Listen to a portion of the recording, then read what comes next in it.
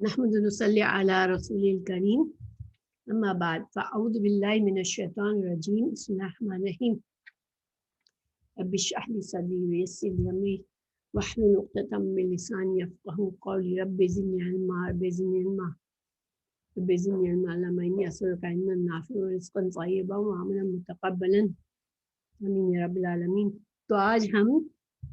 سورہ توبہ پر ہیں، ہمارا آیت نمبر 17 پر ہے سورہ توبہ کی، ٹھیک ہے؟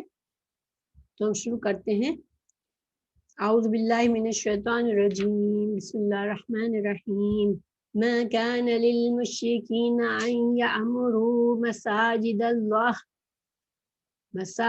الله شاهدين على انفسهم بالكفر اولئك حبطت اعمالهم وفي النار هم خالدون۔ اللہ تعالیٰ فرما رہا ہے لائق نہیں کہ مشرک اللہ تعالیٰ کی مسجدوں کو آباد کرے۔ حال یہ ہے وہ خود اپنے کفر کے آپ ہی گواہ ہیں، ان کے اعمال غارت اور اکارت ہیں اور وہ دائمی طور پر جہنمی ہیں۔ تو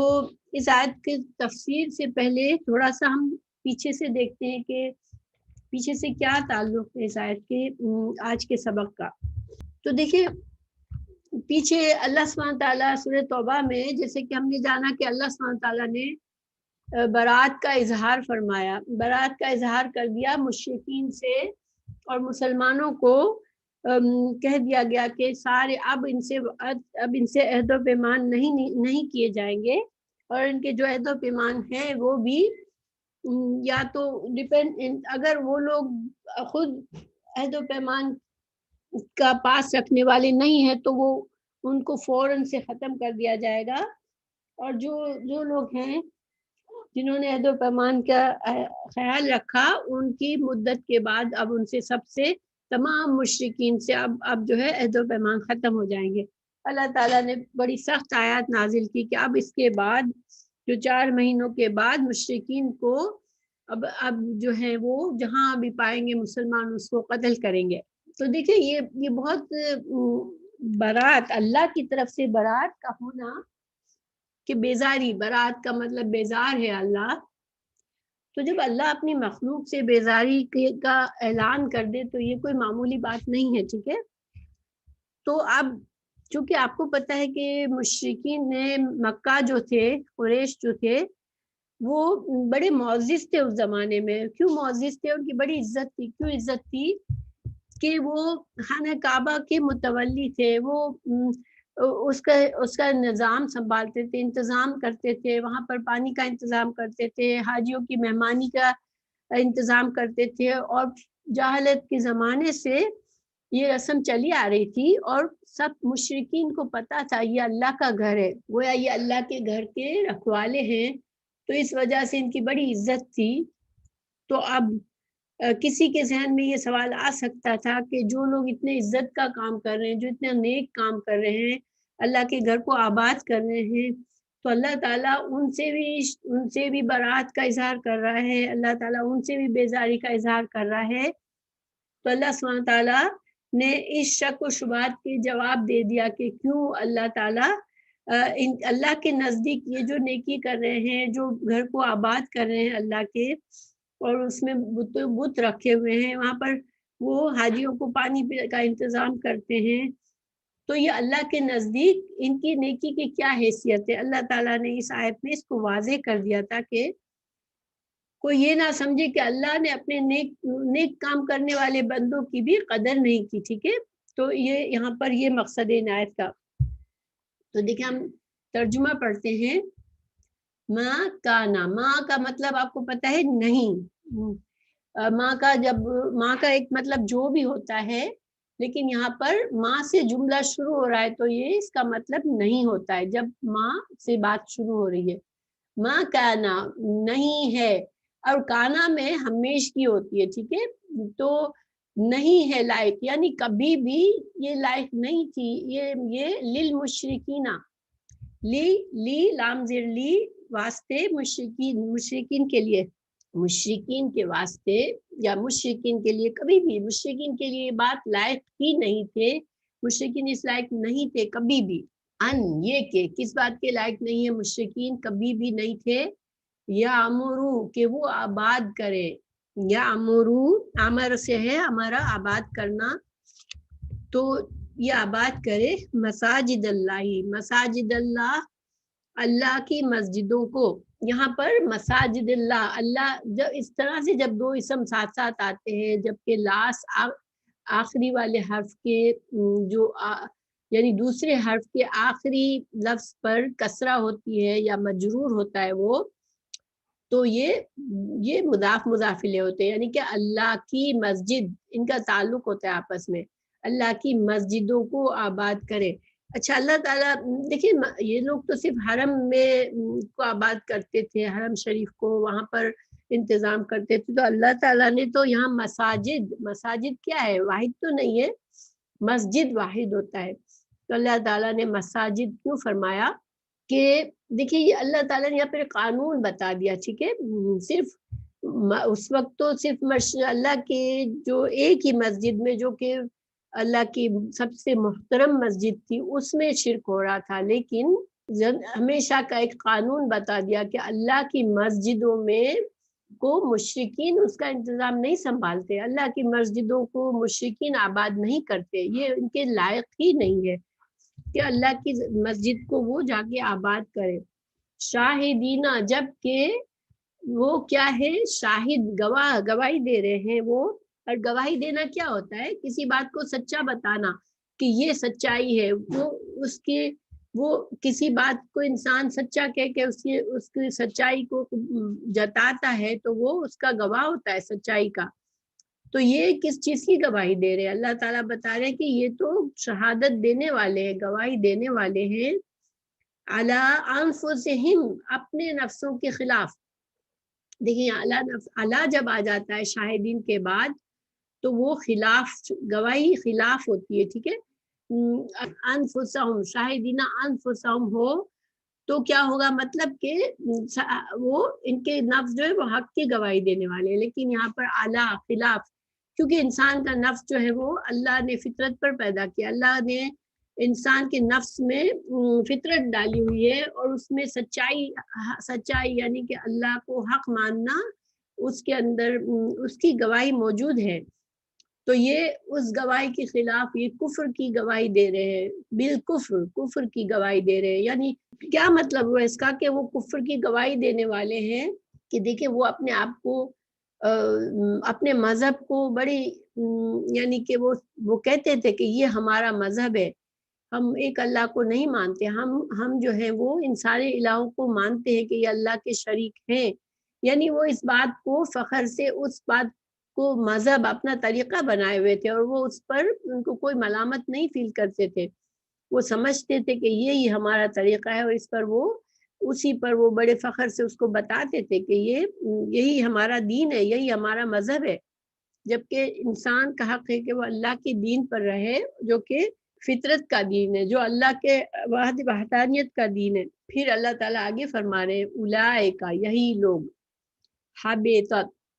برباد ہو گئے، حبطا برباد ہونا، حبطت برباد ہو گئے، اعمالہم ان کے اعمال برباد ہوئے سے کیا مطلب ہے کہ یہ جو نیک کام کر رہے تھے بظاہر وہ جس کو نیکی سمجھ کر رہے تھے تو وہ نیکی جو ہے وہ برباد ہو گئی وہ اللہ کے نزدیک وہ نیکی نہیں ہے، وفی النار اور آگ میں ہم خالدون وہ ہمیشہ رہیں گے۔ اب یہاں پر اس آیت پر تھوڑا سا غور و فکر کرتے ہیں، دیکھیے نیکی کیا ہوتی ہے، اللہ تعالیٰ کے نزدیک نیکی کیا ہوتی ہے، جو کہ نمبر 1 خالص نیت ہو کہ اس سے مجھے اللہ کی قربت حاصل کرنی ہے، میں یہ کام کر رہا ہوں تاکہ مجھے اللہ کی قربت حاصل ہو، ٹھیک ہے، پہلی بات۔ پھر وہ کام کیسا ہو جس میں رسول اللہ صلی اللہ علیہ وسلم نے بتایا ہو کہ یہ نیکی کا طریقہ ہے، قرآن اور حدیث میں ہمیں کہہ دیا گیا ہو کہ یہ نیکی کا کام ہے، تو جب ہمارے پاس دلیل موجود ہو کہ ہاں یہ نیکی کا کام ہے پھر یہ طریقہ ہے، اس کا طریقہ بھی سنت کے مطابق ہو، جس طرح رسول اللہ صلی اللہ علیہ وسلم نے کر کے ہمیں دکھا دیا، اور وہ خالص نیت اللہ کی رضا ہو، تب وہ اللہ کے نزدیک نیکی ہوتی ہے. ٹھیک ہے، جب وہ نیکی اللہ کے نزدیک نیکی سمجھی جاتی ہے، اور اللہ تعالیٰ ان نیکیوں پر پھر انسانوں کے لیے اللہ نے وعدہ کیا ہوا ہے کہ وہ نیک اعمال اللہ تعالیٰ ان کو سنبھالے گا اور ان کو آخرت میں اجر دے گا. تو حبیطت اعمالوں میں ان کے اعمال تو ضائع ہو گئے، سے مطلب کیا ہوا کہ آخرت کے لیے تو ان کے لیے وہاں کچھ بھی نہیں ہے. یہ ان کے جو اعمال ہے وہ ایسے نہیں ہے کہ اللہ ان کو آخرت کے لیے سنبھال کے رکھے. پہلی بات تو یہ نہ صرف نیکی نہیں ہے بلکہ یہ بہت بڑا گناہ کر رہے ہیں. یہ کہ ایک تو اللہ کے اس محترم گھر میں جو کہ سب سے جس کی عظمت سب سے زیادہ ہے، جو پہلا گھر ہے جس کی بنیاد حضرت ابراہیم علیہ السلام نے اٹھائی، اور اس توحید جس میں صرف توحید کی آواز بلند کی گئی، اس گھر کو انہوں نے شرک کا گھر بنا دیا، اس میں بت رکھ دیے. اور پھر وہ حج کے طریقوں میں یعنی کہ ننگا ہو کے طواف کرنا، اور مشرکانہ طریقے سے لبیک کا ان کا جو تلبیہ تھا وہ بھی مشرکانہ طریقے سے ہوتا تھا. تو اب ایک تو وہ نہ صرف وہ نیکی کے کام کو گناہ کے کام میں بدل دیتے ہیں، اور اوپر سے یہ امید بھی کرتے ہیں کہ ہمیں ہم تو یہ نیک کام کر رہے ہیں اور ہماری اس وجہ سے ہماری عزت ہونی چاہیے. اور دنیا میں ان کو عزت ملی ہوئی تھی، ان کے زمانے میں یہ بڑے معزز تھے اور ان کی بڑی شان تھی. خود اللہ تعالیٰ نے سورہ قریش میں بتایا کہ یہ لوگ، اللہ نے اس گھر کی وجہ سے ان کو اتنی عزت دی کہ یہ بڑے امن سے سردی اور گرمی کا ان کے قافلے جو ہوتے تھے تجارت کے، سردی اور گرمی میں بڑے امن سے تجارت کرتے تھے، اور ان کو کوئی نہیں روکتا تھا، کوئی نہیں لوٹتا تھا، کیونکہ یہ اللہ کے گھر کے متولی سمجھے جاتے تھے. تو دنیا میں تو انہوں نے اپنی عزت بنا لی تھی. اور دنیا میں اکثر ایسا ہوتا ہے کہ انسان بظاہر کوئی بڑا نیک کام کر رہا ہوتا ہے، اس کی شہرت بھی ہو جاتی ہے، لوگ اسے بڑی اس کی تعریفیں بھی کرتے ہیں، لیکن جب کبھی کوئی ایسا نیک کام کر رہا ہو تو اس کی قبولیت کی شرائط کیا ہے کہ کیا اللہ کی رضا کے لیے وہ کر رہا ہے، اور وہ کیا اس کا طریقہ اور وہ کام واقعی میں ہماری شریعت کے لحاظ سے جو ہے وہ نیکی ہے جس کو اللہ نے اور اللہ کے رسول نے نیکی کہا ہے، پھر اس کا طریقہ کیا ویسا ہی ہے. تو خود ساختہ انسان دنیا میں بنا لیتا ہے ایسے، اور بہت سے آج بھی ہوتے ہیں لوگ جو بڑا فخر سے وہ کچھ کام کر رہے ہوتے ہیں، اور وہ ان کے اندر وہ نہ روح، دیکھیں نیکی کی کام کی ایک روح ہوتی ہے، ٹھیک ہے، اس ایک اندر مقصد ہوتا ہے، وہ اس کی روح ہوتی ہے. تو ہماری جب اس میں اللہ کی رضا ہی نہیں ہے، خالص نیت ہی نہیں ہے، تو پھر اس کی روح ختم ہو گئی، وہ پھر ایک ڈھانچہ ہوتا ہے. اللہ تعالیٰ نے سورہ جن میں بھی فرمایا کہ وَأَنَّ الْمَسَاجِدَ لِلَّهِ فَلَا تَدْعُوا مَعَ اللَّهِ أَحَدًا، کہ بے شک بلا شبہ مسجد اللہ کے لیے ہے، بس اس کے ساتھ کسی کو مت پکارو. اس آیت میں یہ ساری باتیں بتائی گئی کہ وضاحت کر دی گئی کہ یہ جو ہے وہ اعلان جو کفر پر اڑے ہوئے ہیں، وہ کہیں سے بھی ان کے کام اللہ کے لیے قابل قبول نہیں ہے. پھر اللہ تعالیٰ نے ان کا انجام بتا دیا کہ وَفِي النَّارِ هُمْ خَالِدُونَ، ان کا تو یہ حال ہونا ہے کہ وہ ہمیشہ جہنم میں رہیں گے. اللہ کے نزدیک ان کے آخرت میں کوئی ایسی نیکی نہیں ہوگی جس کی وجہ سے اللہ ان کو جنت دے. سورہ انفال کی آیت نمبر 34 میں بھی اللہ تعالیٰ نے فرمایا اور اب ان کے لیے کون سی وجہ ہے کہ اللہ اپنے عذاب نہ دے جبکہ وہ لوگوں کو مسجد محترم میں نماز پڑھنے سے روکتے ہیں، حالانکہ اللہ کے نزدیک یہ مشرک اس مسجد کے متولی نہیں ہے. اس مسجد کے متولی تو پرہیزگار اور مومن ہے، لیکن ان مشرکین میں سے اکثر یہ جانتے ہی نہیں ہیں. تو اللہ تعالیٰ نے وہاں بھی سورہ انفال کی آیت میں بھی بتا دیا کہ اصل حقدار کون ہوتے ہیں. اللہ کی مسجدوں کو خالص اخلاص کے لیے اللہ کے لیے آباد کرتے ہیں. پھر آگے اسی سے کنیکشن ہے اگلی آیت کا، انما کیا ہوتا ہے، ایک اننا ہوتا ہے تاکید کے لیے، اور انما کیا ہوتا ہے، اس میں حصر ہوتا ہے. اور حسر کیا ہوتا ہے کہ صرف کا معنی دیتے ہیں، کوئی اور بات نہیں بلکہ صرف یہی بات ہے، ٹھیک ہے. انما یامرو یعنی کہ آباد کرتے ہیں مساجد اللہ، اللہ کی مسجدوں کو، من جو. اب اللہ تعالیٰ یہ بتا رہے کہ صرف اور صرف اللہ کی مسجدوں کو آباد کرنے کا کن لوگوں کا حق ہے، ٹھیک ہے. تو اللہ تعالیٰ بتا رہے ان کی صفات بتا رہے، من جو آمنا ایمان لایا، باللہ اللہ پر، والیوم الآخر اور دوسری صفت آخرت پر ایمان لایا، اور اقام الصلاۃ جس نے نماز قائم کی، وآت الزکاۃ اور جس نے زکوٰۃ دی. اب دیکھیں یہاں پر صرف 4 باتیں بتائی ہیں، لیکن اس کا یہ مطلب نہیں ہے کہ جو انسان باقی کوئی شریعت کے اعمال نہ کرتا ہو تو وہ بھی حقدار ہے، ٹھیک ہے. اس میں 4 اہم باتیں بتائی گئی ہیں جس میں اگر جو انسان صحیح دل سے اور پورے اخلاص سے اور پوری پابندی سے ان چیزوں کو کرتا ہے،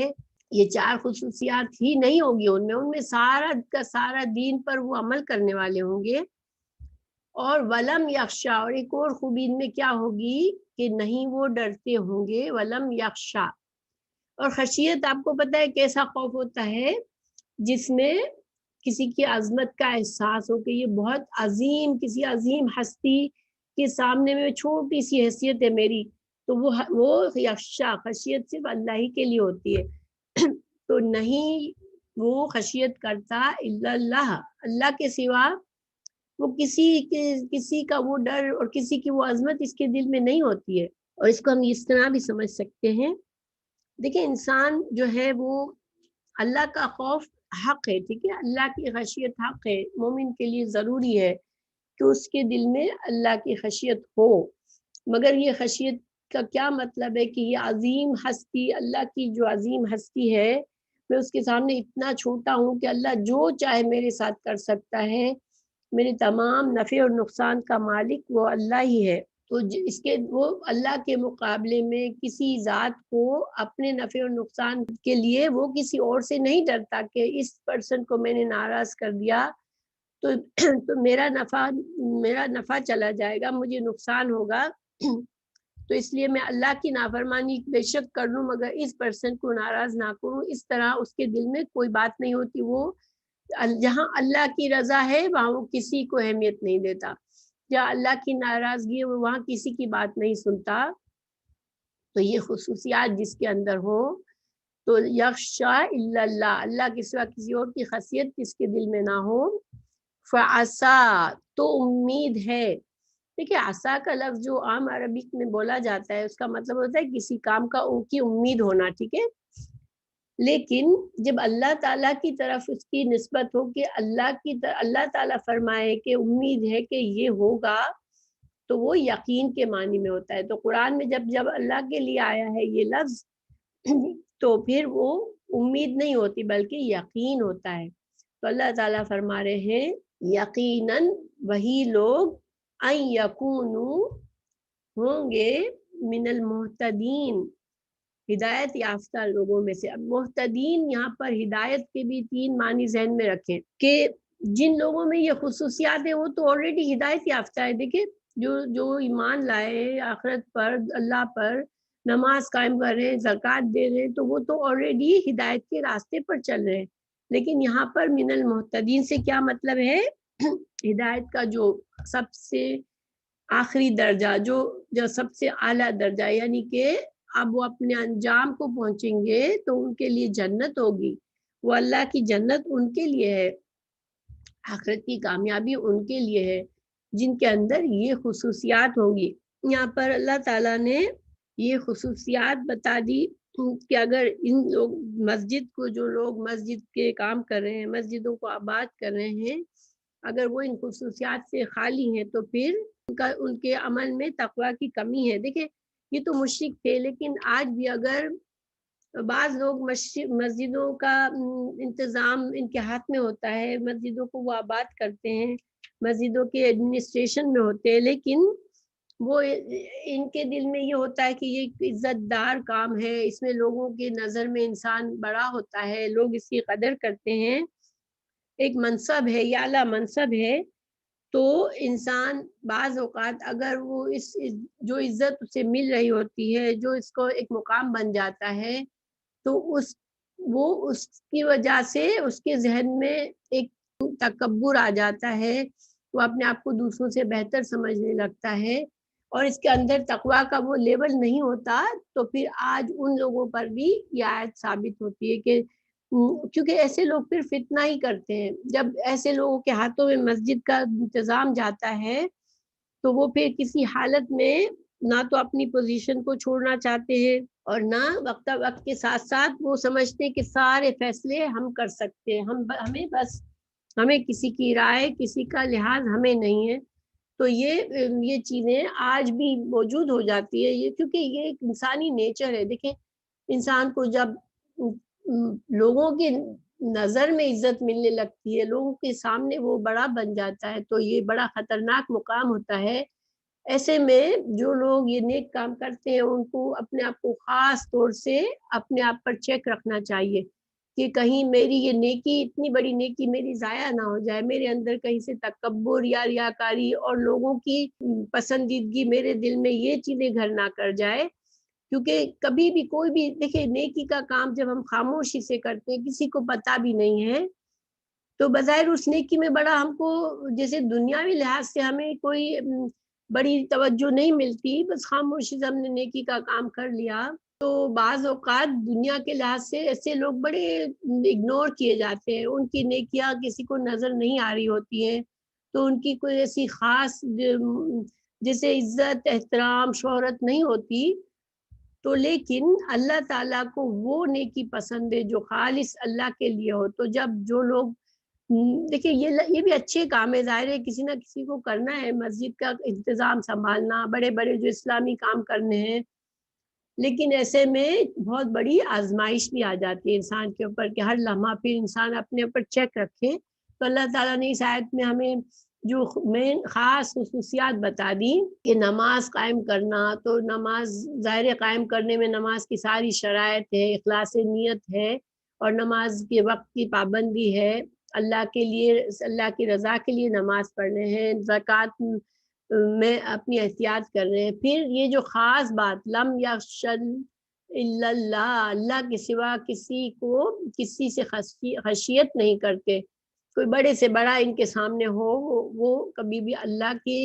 ناپسندیدہ بات کر کے اس کو خوش نہیں کرتے. تو پھر انشاءاللہ یہ بھی اچھی بات ہے. ظاہر ہے کہ یہ انتظامات سنبھالنے کے لیے بھی ہمیں اچھے بندے چاہیے ہوتے ہیں. رسول اللہ صلی اللہ علیہ وسلم کی حدیث ہے کہ جب تم کسی آدمی کو دیکھو کہ مسجد آنا جانا اس کی عادت ہے تو اس کے ایمان کی گواہی دے دو. کیونکہ اللہ تعالیٰ نے جب یہ آیات، یہ آیت میں اللہ نے ایک طرح سے ایمان والوں کی ہمیں ان کے مسجد کے آباد کرنے والوں کی ایمان کی گواہی دی ہے کہ ہاں یہ لوگ ہیں جو کہ ایمان والے ہیں. تو پھر جن کے اندر یہ خصوصیات ہیں، تو یہ جو ہے چونکہ اللہ تعالیٰ نے بھی گواہی دی، رسول اللہ صلی اللہ علیہ وسلم نے بھی گواہی دی کہ ہاں یہ ایمان والے ہیں، ایسے لوگوں کا ایمان کو اللہ نے اور اللہ کے رسول صلی اللہ علیہ وسلم نے پسند فرمایا. اسی لیے ایسے بندوں کی ذمہ داری بہت بڑی ہے کہ وہ اپنے پر چیک رکھے، اپنے تقویٰ کو چیک کرتے رہیں. ایک اور حدیث بھی ہے کہ جو شخص اللہ کے لیے کوئی مسجد بنائے تو اللہ تعالیٰ جنت میں اس کے لیے ایسا گھر بنائے گا. تو مسجدوں کو آباد کرنا، مسجدوں کو بنانا بہت ہی پسندیدہ اور اللہ کے نزدیک بہت ہی اجر و ثواب والے کام ہیں. لیکن اس کے لیے انسان مشرکین یہ کام نہیں کر سکتے، کیونکہ مشرکین میں تو ان میں سے کوئی بھی صفت نہیں ہوتی، نہ وہ اللہ کو اکیلا مانتے ہیں، نہ وہ آخرت پر ان کو یقین ہوتا ہے، نہ وہ نماز پڑھتے ہیں اللہ کے لیے خالص، نہ وہ زکوٰۃ دیتے ہیں، نہ ان کے دل میں خشیت اللہ کی ہوتی ہے. تو ان کے اندر تو کوئی بھی خصوصیت نہیں ہوتی. تو پھر وہ جو ہے بالکل ہی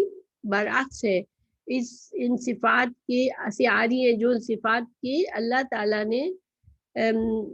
کنڈیشن رکھی ہے. ٹھیک ہے، یہ آیت بتانا ضروری بھی کیوں بھی ہے کہ دیکھیں اس وقت کیا حالات تھے. مسلمان تو مدینہ میں چلے گئے تھے ہجرت کر کے، اور یہ مکہ پر قبضہ ان کا تھا، یہ بڑا اس محترم گھر پر قبضہ لگائے ہوئے تھے. اور جب مسلمان مسلمانوں نے نیت کی، عمرہ کی. جب آپ صلی اللہ علیہ وسلم نے خواب دیکھا تو عمرہ کے لیے آئے، صرف احرام میں تھے، اسلحہ لے کر نہیں آئے تھے، لیکن انہوں نے مسلمانوں کو روک دیا، عمرہ نہیں کرنے دیا. حالانکہ خود جاہلانہ رسم میں بھی یہ کبھی ہسٹری میں نہیں تھا کہ کسی حج یا عمرہ کرنے والے کو یہ قریش روکتے، کیونکہ یہ جائز نہیں تھا. ایون جاہلانہ طریقے سے بھی اللہ کے گھر میں آنے والوں کو روکنا جائز نہیں تھا، مگر انہوں نے یہ جرم بھی کیا تھا کہ مسلمانوں کو روکا تھا. اللہ تعالیٰ آگے فرما رہے ہیں یہ حمزہ استفہام ہے کیا. اب اللہ تعالیٰ سوال کر رہے ہیں کہ کیا جعل تم نے ٹھہرا لیا سقایت الحاج، حاجیوں کو پانی پلانے کو، اور عمارت المسجد الحرام، اور مسجد حرام کو آباد کرنے کو، کمن مانن اس کے، کا مطلب ہوتا ہے مانن، من جو، مانن اس شخص کے، آمنا جو ایمان لایا، باللہ اللہ پر، والیوم الآخر اور آخرت کے دن پر، وجاہدا اور جس نے جہاد کیا، فی سبیل اللہ اللہ کی راہ میں، لا یستوون اللہ تعالیٰ فرمائے نہیں یہ برابر ہو سکتے، سوا سے یستوون یہ برابر نہیں ہو سکتے، عند اللہ اللہ کے نزدیک، واللہ اور اللہ تعالیٰ لا یہدی القوم الظالمین اللہ تعالیٰ ظالم لوگوں کو ہدایت نہیں دیتا. تو اللہ تعالیٰ ان مشرکین کو جھنجھوڑ رہے ہیں کہ کیا تم اس بات پر فخر کرتے ہو کہ تم حاجیوں کو پانی پلاتے ہو اور تم مسجد کو آباد کرتے ہو، تم اس بات کو سب سے اعلیٰ اور برتر عمل سمجھتے ہو؟ تو نہیں، اللہ کے نزدیک اعلیٰ اور برتر عمل یہ نہیں ہے. دیکھیں حضرت ابن عباس کی روایت ہے کہ مشرکین نے کہا کرتے تھے بیت اللہ کو آباد کرنا اور حاجیوں کو پانی پلانا یہ کام جو ہے وہ ایمان لانا اور جہاد کرنے سے بہتر ہے. یعنی کہ ان کو بڑا تکبر تھا اپنے اس کام پر، اس ڈیوٹی پر، اور وہ کہتے تھے کہ ایمان لانا اور جہاد کرنا ان کاموں سے بھی بہتر اور افضل کام ہے ہمارا. تو اور حرم پر وہ فخر کرتے تھے، اس وجہ سے تکبر کرتے تھے. تو حرم کے باشندے سے آباد رکھنے والے ہیں، یعنی کہ وہ تو حرم کے باشندے ہیں، حرم کو آباد کرتے ہیں، تو یہ لوگ تو زیادہ اعلیٰ اور برتر ہے. یہ مسلمان تو کیا ایمان کا دعویٰ کر رہے ہیں پھر جہاد کر رہے ہیں تو اپنے آپ کو بہت بڑا سمجھتے ہیں. یعنی یہ مطلب تھا. ٹھیک ہے، حضرت ابن عباس جو مشرکین کا رویہ بتا رہے کہ وہ لوگ اس طرح سے بات کرتے تھے. اللہ تعالیٰ نے ان کے اس تکبر کو کے بارے میں سورہ مومنین میں فرمایا 66-67 میں، یقیناً میری آیتیں تم پر تلاوت کی جاتی تھی تو تم اپنی ایڑیوں کے بل الٹے پھر جاتے تھے اور میری آیات سے سرکشی کرتے تھے اور کہانیوں میں مشغول ہوتے تھے اور تم بےہودہ گوئی کرتے تھے. تو گویا کہ قرآن کا نزول شروع ہوا مکہ میں، قرآن کی آیات سنتے تھے یہ تو وہ تکبر کرتے تھے، منہ موڑ لیتے تھے، اپنے ایڑیوں پر پھر جاتے تھے، اور ان کو اپنے بڑائی کا بڑا احساس تھا، ان کو اپنے عہدے اور منصب پر یہ بڑا تکبر کرتے تھے. تو جس اللہ کے گھر کے تم متولی ہونے پر تم تکبر کرتے ہو، اسی اللہ کی آیات اس کے کلام سے تو تم منہ موڑتے ہو. یہ کیسا معاملہ ہے تمہارا؟ یعنی کہ ایک طرف تو تم فخر کرتے ہو کہ اللہ کے گھر کو ہم حفاظت کرتے ہیں، اللہ کے گھر کا انتظام کرتے ہیں، پھر اللہ کی آیات جب تمہیں پڑھ کر سنائی جاتی ہے تو تم منہ موڑ لیتے ہو. تو پھر اللہ تعالیٰ نے یہاں پر واضح فرما دیا کہ ہاں یقیناً اگر جو ایمان کے ساتھ یہ کام کرتا ہے یہ بڑی فضیلت کی بات ہے اللہ کے گھر کو آباد کرنا، لیکن اگر یہ ساری شرائط کے ساتھ کر رہا ہے تو اچھی بات ہے، ایمان، نماز، زکوٰۃ، صرف اللہ کی خشیت. لیکن اس سے بھی بڑا کام جو وہ ہے جو اس وقت مسلمان کر رہے ہیں. دیکھیں اس وقت مسلمان کیا کر رہے تھے؟ مسلمان جو تھے وہ اپنے ایمان کی خاطر جان اور مال قربان کر رہے تھے، وہ اپنے نفس سے جہاد کر رہے تھے، اپنی بری جہالت کی عادتوں کو چھوڑ رہے تھے، اپنا تزکیہ نفس کر رہے تھے، اور ساتھ ساتھ جو اسلام کے خلاف اٹھ کھڑے ہوئے تھے، جو اسلام کے دشمن، وہ ان سے جہاد کرتے تھے، اپنی جانی اور مالی قربانی دیتے تھے. تو اللہ تعالیٰ نے ان کی تعریف فرمائی کہ یہ جو ہے تم ان بڑے بڑے عظیم کاموں کے مقابلے میں تم اپنے کام کو بڑا سمجھتے ہو. تو عام حالات میں بھی دیکھیں یہ اگر کوئی یہ کام کر رہا ہے اور دوسرا انسان سخت جہاد کر رہا ہے اسلام کے لیے،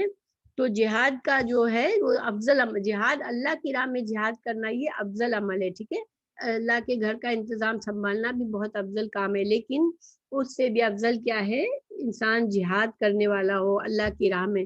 اپنے جان و مال سے وہ اللہ کی دین کی حفاظت کر رہا ہو. اس کی شان نزول میں کچھ اقوال ہیں اس آیت کی. عبداللہ عباس بن عبد المطلب جب بدر والے دن قیدی بن کر آئے تو انہوں نے مسلمانوں سے کہا تھا اگر تم ہم سے اسلام اور ہجرت اور جہاد میں سبقت لے گئے ہو تو کیا ہوا، ہم تو مسجد حرام کو آباد رکھتے ہیں، حاجیوں کو پانی پلاتے ہیں اور فدیہ دے کر قیدیوں کو چھڑاتے ہیں. تو اس موقع پر یہ آیت نازل ہوئی تھی. حضرت عباس ابھی مسلمان نہیں ہوئے تھے، جب جنگ بدر ہوئی تو یہ قیدی بن کر آئے تو انہوں نے مسلمان، ظاہر ہے کہ سب رشتے دار تو تھے ہی نا، رشتے ناتے تھے، تو وہ انہوں نے مسلمانوں کو ایک طرح سے تانا دیا تھا کہ تم کیا اپنے آپ کو بڑا سمجھتے ہو کیونکہ تم ایمان لائے ہو، تم نے ہجرت کی ہے، تم جہاد کرتے ہو، یہ چیزوں میں تم ہم سے آگے بڑھ گئے ہو، لیکن ہم بھی تو اتنے نیک کام کرتے ہیں. تو انہوں نے ایک طرح سے یہ بات کہی تھی تو یہ آیت نازل ہوئی. اللہ تعالیٰ نے واضح فرما دیا کہ اللہ کے نزدیک جہاد فی سبیل اللہ اور ایمان اس کی قدر ہے. ٹھیک ہے، تو پھر دوسری ایک حدیث ہے صحیح مسلم کی. جمعے کے دن کچھ مسلمان مسجد میں آپس میں باتیں کر رہے تھے. ایک نے حاجیوں کو پانی پلانے کو افضل عمل کہا، دوسرے نے مسجد کو آباد کرنے کو افضل عمل کہا، تیسرے نے جہاد فی سبیل اللہ کو افضل عمل کہا. تو رسول اللہ صلی اللہ علیہ وسلم سے دریافت کیا گیا تو یہ آیات نازل ہوئی جس میں اللہ تعالیٰ نے جہاد فی سبیل اللہ کو افضل عمل قرار دیا. تو دیکھیں مسلمان بھی اس وقت جو تھے ان کو بھی واضح کر دیا گیا کہ اعمال، نیک اعمال کی ترتیب کیا ہے. جس انسان نے جہاد فی سبیل اللہ کیا وہ سب سے بڑا افضل عمل ہے. ٹھیک ہے، حالانکہ یہ دوسرے اعمال بھی نیک اعمال ہیں. پھر الذین آمنوا وہاجروا وجاہدوا فی سبیل اللہ باموالہم وانفسہم اعظم درجۃ عند اللہ واولئک هم الفائزون. مزید وضاحت کر دی اللہ تعالیٰ نے کہ یہ مومن جنہوں نے ایمان لائے، جنہوں نے ہجرت کی، جنہوں نے جہاد فی سبیل اللہ کیا اپنے مال سے، اپنے جان سے، تو ان کا درجہ جو ہے وہ زیادہ بلند ہے اللہ کے نزدیک، اور یہ لوگ فائزون، اور یہی لوگ فائز. ٹھیک ہے، فوز جو ہے وہ بڑی کامیابی ہوتی ہے اور مکمل کامیابی ہوتی ہے. تو یہ لوگ فائزون، یہ ایسے ہیں جن کو آخرت، دنیا اور آخرت کی کامیابی پانے والے ہیں، اور یہ ان کی اپنی محنتوں کی وجہ سے انہوں نے یہ کامیابی حاصل کی ہے. تو پھر یبشرو، اب جنہوں نے یہ کام کیا اللہ تعالیٰ اگلی آیت میں ان کے لیے خوشخبری دے رہے ہیں. ٹھیک ہے، کہ ہر نیک عمل کے بدلے اللہ کی رحمت، اللہ کیا ملنی ہے ان کو. یبشرہم، اللہ خوشخبری دیتا ہے ان کو، ربہم، ان کا رب، برحمت، رحمت کی، منہ، پہلی خوشخبری اللہ کی طرف سے ان کو رحمت کی خوشخبری ہے کیونکہ وہ ایمان لائے ہیں. پہلے دیکھیں پہلا عمل ایمان تھا، تو ایمان کے بدلے ان کو اللہ نے جنت کی خوشخبری سنائی، پھر اپنی رحمت کی خوشخبری سنائی، پھر ورضوان، رضامندی. رضوان جو ہے دیکھیں الرضوان ہونا چاہیے، کیوں؟ کیونکہ اللہ کی طرف سے اللہ کی رضامندی، خاص رضامندی ہوتی ہے نا. اللہ کی رضامندی کوئی عام رضامندی تو نہیں ہوتی، لیکن اللہ نے رضوان تنوین کے ساتھ بتایا، تو یہ تنوین عام کے لیے نہیں ہے. آپ کو پتہ ہے تنوین جو ہوتی ہے جس اسم پر، وہ عام اسم ہوتا ہے، جیسے رجل کوئی بھی آدمی، اور الرجل کوئی خاص آدمی. ٹھیک ہے، تو رضوان ان کا مطلب کوئی بھی رضامندی نہیں، یہاں اللہ کی رضامندی ہے. پھر تنوین کیوں آئی ہے؟ یہ تنوین عظمت کی ہے، عظمت ظاہر کر رہی ہے. جس اسم کو ال کے ساتھ ظاہر کرنا تھا اس کو اللہ نے تنوین کے ساتھ بیان کیا. تو یہ ایک اسلوب ہے کہ یہ بہت بڑی، وہ عظیم، اللہ کی رضامندی کسی کو مل جائے یہ کوئی معمولی بات نہیں ہے، یہ تو بڑی عظیم رضامندی ہے. اللہ راضی ہو جائے جس سے، وہ تو بڑی عظمت اس کو مل گئی جان و مال سے، چونکہ انہوں نے جہاد کیا تو اس کے بدلے اللہ کی رضامندی انہوں نے حاصل کر لی، وہ جنات، اور انہوں نے چونکہ ہجرت کی تو پھر اللہ نے ان کو ہجرت کا بدلہ جنت ہے، ٹھیک ہے، جب ہجرت فرض تھی تو اس کا بدلہ کیا تھا؟ جنت ہی تھی، تو ان کے لیے جنت ہے، لہم فیہا، اور ان کے لیے اس میں نعیم، پھر نعیم نعمتیں ہیں، اس پر تنوین بھی، بڑی نعمتیں ہیں، مقیم ہمیشہ رہنے والی، ان دونوں میں بھی تعظیم ہے، بہت ہمیشہ کی نعمتیں ان کے لیے ہے اور ان کے لیے وہ ہمیشہ اس میں رہنے والے ہیں، تو خالدین فیہا، وہ اس میں رہیں گے ہمیشہ، ابدن، ابد، یہ ابدن اس کی مزید تاکید آ گئی خالدین کی کہ ہمیشہ ہمیشہ، ان اللہ، بے شک اللہ تعالی، عندہ، اس کے پاس، اجر ہے، عظیم، بہت بہت بڑا عظیم اجر ہے اللہ کے پاس ان کے لیے۔ تو سبحان اللہ، ہمارا یہ لیسن تو پورا ہوا، لیکن آج ہم کس قسم کا جہاد کر سکتے ہیں؟ دیکھیے آج ہم جو ہے ہر عام انسان، ہر انسان آج جہاد کے لیے نہیں جاتا، لیکن جہاد فی نفس ہمیشہ کے لیے ہے کہ اللہ کی رضا سب سے مقدر جس کے نزدیک ہوگی، کہ سب سے زیادہ مجھے اللہ کی رضامندی چاہیے، اس کے لیے میں اپنے نفس سے جہاد کروں، اور پھر مال اللہ کی مال کسی جہاد ہم کر سکتے ہیں، ہم ایسے قاضز میں ایسی جگہوں پر مال خرچ کر سکتے ہیں جس سے ہمارے اللہ کا دین جو ہے وہ سربلند ہو، تو اور ہجرت کیا ہے؟ آج ہجرت ہم کیا کر سکتے ہیں کہ اپنی بری عادتوں کو چھوڑ دیں، جو باتیں ہمیں پتہ ہے کہ اللہ کو نہیں پسند ان کو چھوڑ کے ہم نیکیوں کی طرف بڑھ جائیں، تو یہ ہماری ہجرت ہو جائے گی انشاءاللہ، کہ برائیوں سے ہم نیکیوں کی طرف چلے جائیں گے، تو ایمان کو، اپنے ایمان کی حفاظت کریں گے، تو یہ ساری خوبیاں آج بھی ہم بھی اپنا سکتے ہیں اور اللہ سے اجر عظیم کی امید کر سکتے ہیں، کیونکہ اللہ سبحانہ تعالیٰ کے پاس کوئی کمی نہیں ہے، اللہ کی نعمتیں بہت وسیع ہے، بس ہماری نیت اور حوصلہ ہونا چاہیے، ہماری چاہت ہونی چاہیے، تو انشاءاللہ ہمیں بھی کچھ نہ کچھ وہ درجات مل جائیں گے، وہ اللہ کے نزدیک وہ کامیابیاں مل جائیں گی انشاءاللہ، آمین۔